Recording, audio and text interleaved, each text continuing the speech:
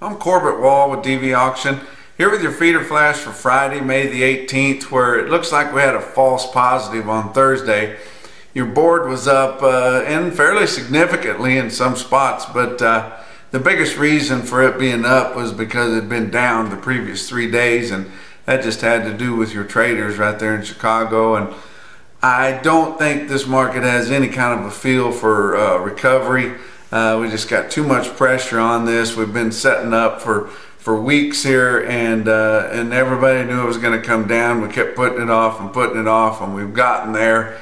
And I think this 18-wheeler is just going too fast to turn it, heading south right now. But look at the board on Thursday. June live cattle up $1.22, 10 today at 103.05. Your August up a nickel at 99.10, so it's still lagging way back behind there. But August feeder cattle up $2 even, pretty good rise on your August feeders there at 138.72. May was up just 37 cents at 133.10. Your fat cattle trade, we've seen some pretty significant movement here, albeit until we get the week's wrap up, we won't really know how much of it was for June delivery, how much of it was on the spot market, and we don't really know where those prices land. We got a pretty good idea, but through Wednesday, just through Wednesday, 73,000 head, and a few years ago that would have been a pretty good movement. Now here lately, we've been moving close to 100,000 or over 100,000. But we're going to have some more trade. We had some more trade Thursday, and this just kind of trickle on down, and we're probably going to get close to 100,000. But like I say, we're not sure how much of that is building another wall in front of all those cattle that were already due to come, and how many of them was on the spot market. But we've lost a significant amount of market position again this week. And you remember, we had kind of started the week out, down tremendously just over the last week and a half or two. But your live sales on Wednesday's trade was from 112 to 120 and a half, such a huge spread there. And most of your out front sales were from 112 to 114, but significant 114 even on the spot market. Now if you look compared to the bulk of last week's trade, that's $8 lower.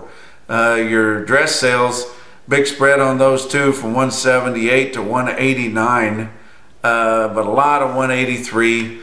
And if you look at that back to last week, that's $10 lower. So we're just losing this market position faster than we can grab a hold of it, and we are in a down type of a synopsis right here.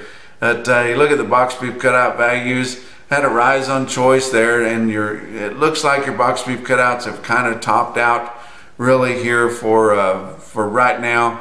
We thought it might carry over until June to really get into that big buying, but everybody's making a lot of money right now. Your wholesalers are making some money, or your packers are making money.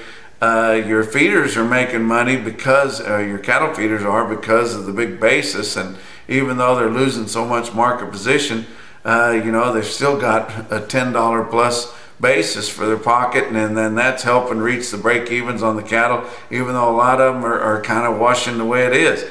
But choice cutouts 230, 268, up $1.65, took a little bit back there. Selects down 26 cents at 208.24, getting a big spread there of $24.50 almost.